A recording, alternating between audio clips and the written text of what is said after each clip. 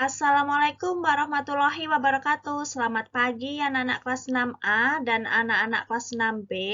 Bagaimana kabar kalian semua? Semoga selalu dalam keadaan sehat ya. Nah, hari ini kembali lagi dengan Bu Vita dalam pembelajaran home learning. Kali ini Ibu akan menyampaikan materi pembelajaran tematik. Nah, hari ini kita sudah menginjak di tema 2 ya, dan kemarin kita sudah menyelesaikan tema 1. Sebelum belajar, jangan lupa kalian berdoa terlebih dahulu ya.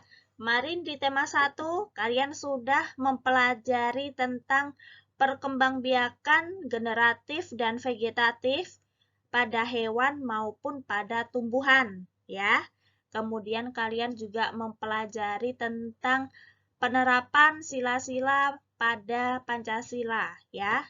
Jadi, selain penerapannya, kalian juga mempelajari makna sila Pancasila itu apa saja. Nah, kemudian kalian juga mempelajari tentang menentukan ide pokok, ya, kesimpulan, mempelajari patung. Nah, bahkan kalian juga membuat patung dari sabun ya. Nah, serta mempelajari tentang ASEAN ya, sejarahnya serta kondisinya negara-negara ASEAN itu seperti apa saja. Nah, sekarang di tema 2 ya, subtema 1, pembelajaran 1 dan 2. Untuk pembelajaran pertama langsung kita mulai ya. Nah, di sini ada teks proklamasi. Nah, di buku kalian kan ada teks proklamasi. Nanti tugasnya silahkan dikerjakan sendiri ya. Jadi, Ibu akan menjelaskan sedikit ya sejarah proklamasi itu seperti apa. Nah, seperti kita ketahui, proklamasi kemerdekaan negara kita itu ya terjadi dan kita peringati ya setiap 1 tahun sekali itu pada tanggal 17 Agustus 1945 ya. Untuk teks proklamasi sendiri itu ditandatangani oleh Bapak Presiden dan Wakil Presiden pertama RI, yaitu Bapak Soekarno dan Bapak DRS Muhammad Hatta ya. Nah, untuk teks proklamasi yang ada di tampilan video kali ini ya, ini adalah teks proklamasi yang diketik. Ya, ini namanya teks proklamasi autentik. Nah, jadi autentik itu yang diketik. Nah, ini diketik oleh Sayuti Melik. Ya, namanya Bapak Sayuti Melik. Dan menyusunnya, ya, menyusun teks proklamasi itu disusun di kediamannya atau di rumahnya ya, Nak. Di kediaman atau di rumahnya Laksamana Tadesi Maeda atau sering disebut Laksamana Maeda, ya. Kemudian teks proklamasi ini ya dibacakan di Jalan Pegangsaan Timur nomor 56 ya. Kemudian kan mungkin kalian nanti atau mungkin sudah tahu teks proklamasi kan ada yang tulisan tangan ya, tulisan tangannya Bapak Soekarno. Nah, itu namanya teks proklamasi klat. Jadi yang ditulis tangan itu namanya teks proklamasi klat. Kalau yang diketik ini ya, ini namanya adalah teks proklamasi autentik ya, seperti itu. Baik, berikutnya di sini menulis kalimat pertanyaan. Kalian pasti sudah tahu ya, sudah paham ya kalimat pertanyaan itu seperti apa. Ya, jadi kata tanya itu merupakan kata yang digunakan untuk menanyakan sesuatu. Nah, berdasarkan jenis dan pemakaiannya, kata tanya itu dibedakan ya. Yang pertama ada apa? Jadi untuk menanyakan kata benda, bukan manusia. Contohnya, apa isi teks proklamasi? Nah, kemudian yang kedua ada bagaimana? Itu untuk menanyakan cara. Contohnya, bagaimana cara mengibarkan bendera? Ya. Kemudian ketiga, di mana, kemana, dari mana? Untuk menanyakan tempat. Nah, itu contohnya di mana suku Bali tinggal. Nah, kemudian yang keempat, ada kapan? Itu untuk menanyakan waktu. Siapa? Itu untuk menanyakan orang. Kemudian berapa? Itu untuk menanyakan jumlah. Dan mengapa? Itu untuk menanyakan sebab atau alasan. Nah, kalian pasti sudah paham ya. kata tanya ini pasti sudah dipelajari di kelas-kelas sebelumnya, ya. Baik, berikutnya. Sekarang adaptasi tumbuhan. Nah, ya, adaptasi adalah fitur spesial yang memungkinkan tumbuhan atau hewan untuk dapat bertahan hidup di tempat atau habitat yang khusus. Nah, di sini ada contoh ya, beberapa adaptasi tumbuhan di lingkungan yang berbeda. Nah, yang pertama ada gurun pasir. Ya, gurun pasir itu untuk cara tumbuhan ya beradaptasi di lingkungan gurun pasir. Ini ada beberapa tumbuhan menyimpan air di batang atau daunnya. Kemudian tidak memiliki daun atau hanya memiliki daun kecil. Ini adalah ciri-ciri dari pohon kaktus. Tahu ya kaktus ya yang berduri itu ya. Nah, kemudian akar yang panjang menyebar luas atau tumbuh jauh ke dalam untuk menyerap air. Ini juga kaktus. Nah, kemudian memiliki daur hidup yang pendek. Berkecambah ketika hujan, tumbuh berbunga dan mati dalam 1 tahun. Jadi dia tidak bisa hidup lama, ya. Kemudian daun dengan bulu-bulu membantu untuk meneduhkan tumbuhan, mengurangi kehilangan air. Nah, soalnya kalau di gurun pasir itu kan pasti panas ya, dan air pun itu bakal susah. Nah, air pasti susah ya kalau di daerah gurun pasir. Kemudian duri-duri pada tumbuhan mencegah hewan memakan tumbuhan untuk mendapatkan airnya. Nah, makanya kaktus itu dia berduri. Nah, kemudian lapisan seperti lilin pada batang dan daun membantu dalam mengurangi kehilangan air. Bunga-bunga yang terbuka di waktu malam memikat hewan-hewan penyerbuk yang kemungkinan besar bergerak lebih aktif di malam hari yang dingin. Jadi dia proses penyerbukannya itu terjadi di malam ya nak ya, di malam hari. Kemudian pertumbuhan yang lambat membentuk sedikit energi. Iya, karena proses pertumbuhan itu kan harus cukup ya, cukup untuk kesediaan air ataupun mineral. Nah, sedangkan di gurun pasir itu kan air atau mineral kan susah ya. Nah, makanya sampai akarnya harus panjang dan dia sendiri harus melindungi diri seperti harus punya duri dan sebagainya. Seperti itu ya. Baik, berikutnya. Di sini ada, nah, sekarang yang di padang rumput. Nah, di sini yang pertama ya cara tumbuhan beradaptasi kan tahu ya padang rumput ya. Selama kebakaran lahan ya sementara pada bagian atas rumput-rumput mati akan masih bertahan agar kemudian bisa tumbuh kembali. Nah, kan kalau di padang rumput waktu musim kemarau ya saking keringnya itu biasanya akan terjadi kebakaran. Nah, Bu Vita itu pernah tuh nonton video seperti itu ya nak ya. Nanti mungkin kalian juga bisa nonton ya. Sekarang kan di YouTube pasti banyak ya. Kemudian beberapa pohon padang rumput itu memiliki kulit pohon yang tebal agar bisa bertahan dari serangan api. Semak-semak segera akan bertunas kembali setelah kebakaran. Akar dari rumput-rumput di padang tumbuh jauh ke dalam tanah untuk menyerap sebanyak mungkin kelembapan. Jadi dia untuk mempertahankan hidupnya, kayak gitu ya nak ya. Kemudian sistem akar yang ekstensif itu mencegah agar akar tidak tercabut ketika ada hewan yang memakannya. Jadi akarnya itu kuat banget ya. Rumput-rumput di padang rumput memiliki daun yang sempit yang berguna mengurangi air yang menguap. Kemudian batang yang tidak terlalu keras itu memungkinkan rumput-rumput dapat bertahan ketika ada angin. Ya, kalian tahu ya padang rumput. Nah, biasanya kan buat cetah, harimau, singa kayak gitu kan dia sering tinggal di padang rumput. Nah, nanti kita juga akan belajar kenapa cetah kok berada di padang rumput. Nah, itu juga bentuk adaptasinya cetah. Nanti ya, di adaptasi hewan. Nah, nanti kita belajar itu. Baik, berikutnya.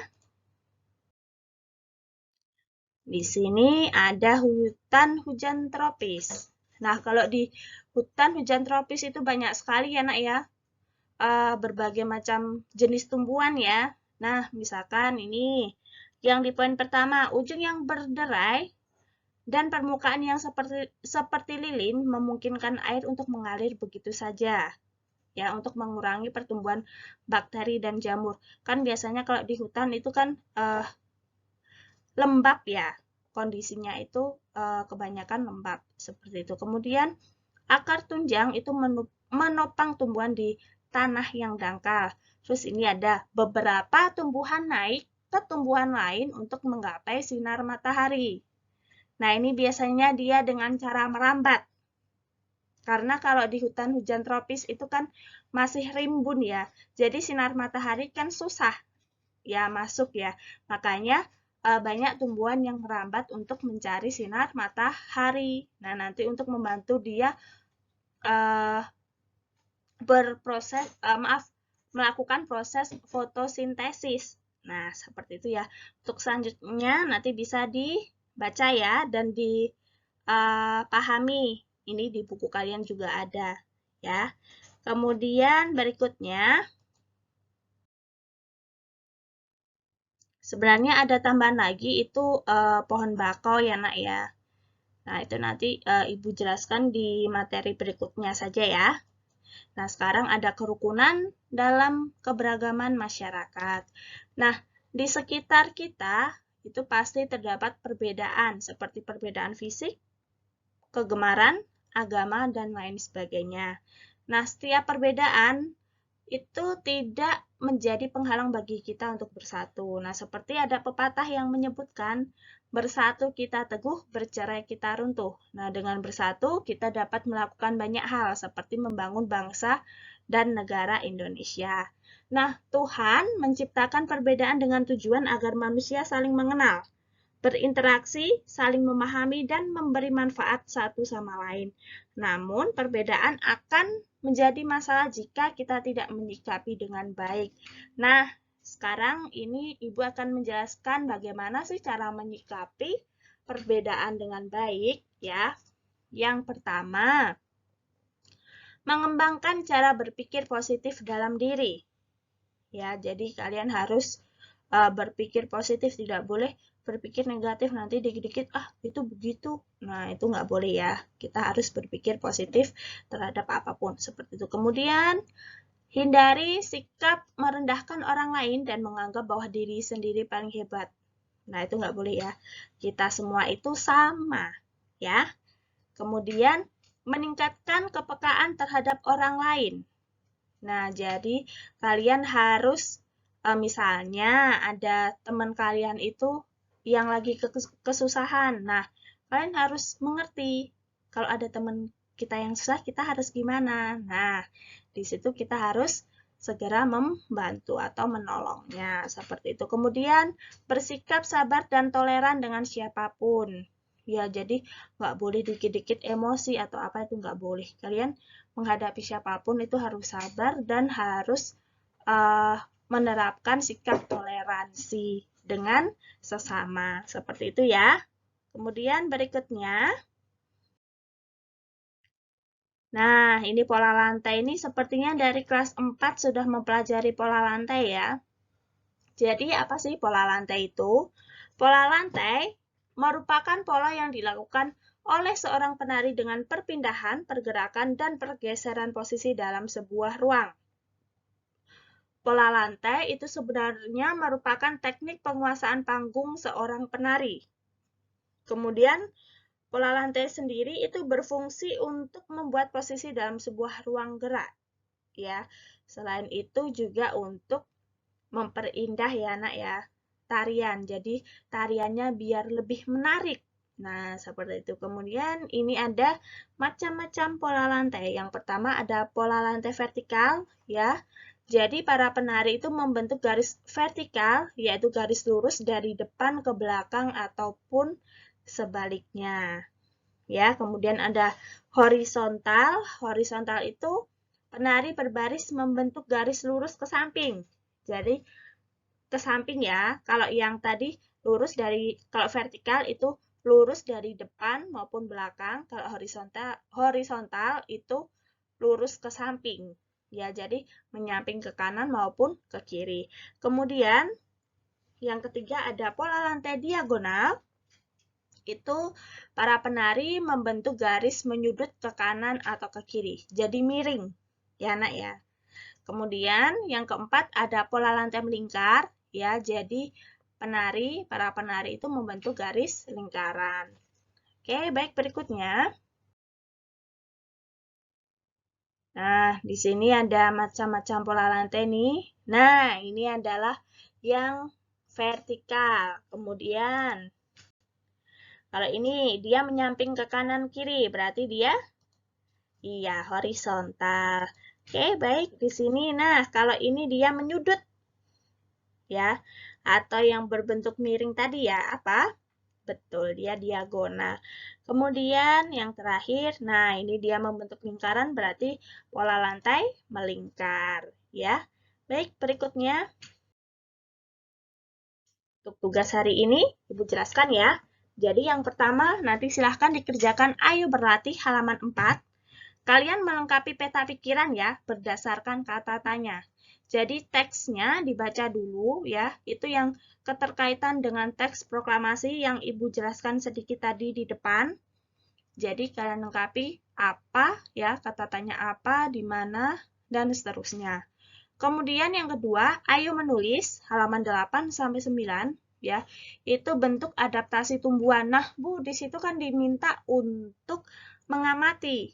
Nah, sedangkan kalian kan sekarang posisinya ada di rumah, nggak boleh kemana-mana. Itu bagaimana, Bu? Nah, jadi nanti kalian boleh mencari sumber ya di buku maupun di internet. Nanti silahkan dikerjakan seperti itu saja ya. Jadi boleh mencari sumber di berbagai buku maupun di internet. Kemudian yang ketiga, ayo berdiskusi halaman 15. Nanti kalian menjelaskan kerukunan dalam perbedaan ya, yang dalam bagan. Nah, di situ apa sih yang dimaksud kerukunan?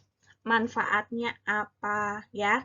Itu nanti silahkan ditulis. Bu, kalau misalkan di bagan tidak cukup, nanti boleh ditulis di buku tulis ya.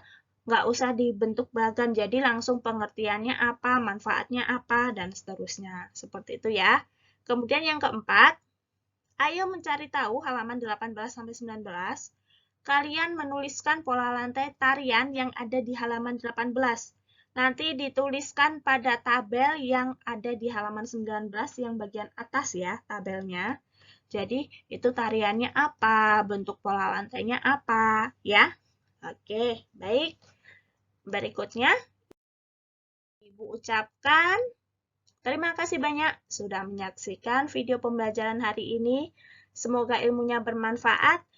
Tetap semangat belajarnya dan selalu jaga kesehatan ya nak. Nanti kalau masih ada kendala maupun ada pertanyaan yang masih kurang jelas, silahkan menghubungi wali kelas masing-masing. Di kelas 6A nanti dengan Ibu, dengan Bu Vita.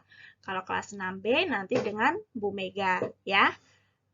Kemudian kita akhiri dengan bacaan hamdalah. Alhamdulillahirrabbilalamin. Wabillahi taufiq wal hidayah. Wassalamualaikum warahmatullahi wabarakatuh.